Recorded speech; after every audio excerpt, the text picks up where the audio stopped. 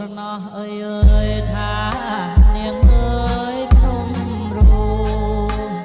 អូក្រមុំបងអើយថាស្រណោះអើយវត្តភ្នំរូងនំណោ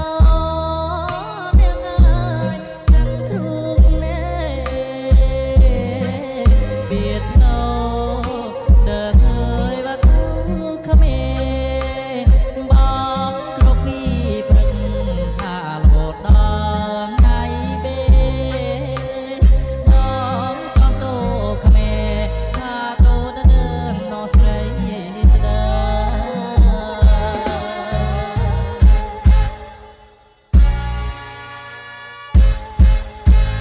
ចង់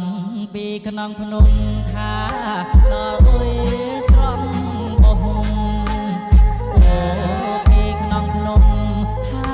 ដល់អើយណាស្រំបោះចាផ្ដាំមកនាងអើយថាខុសនេះនាងអើយថាបងទៅចោស្រីវាដែលដែលឃើញអានយ៉ៃប្រះបងមិនចូលស្រីថានាងជឿว่าเพียงគី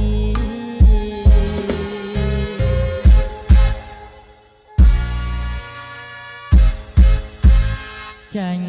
ពីស្រុកបោះថាបងស៊ូរដើតាអូពីស្រុកបោះថាបងស៊ូរ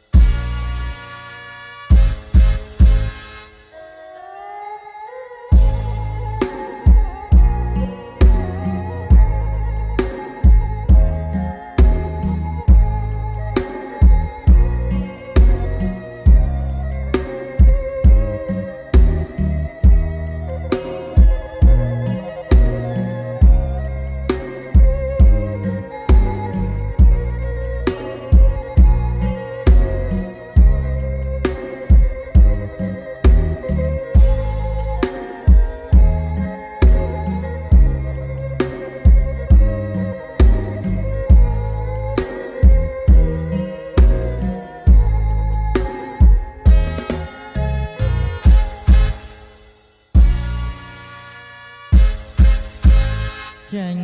ពីស្រកមកថាបងស៊ូ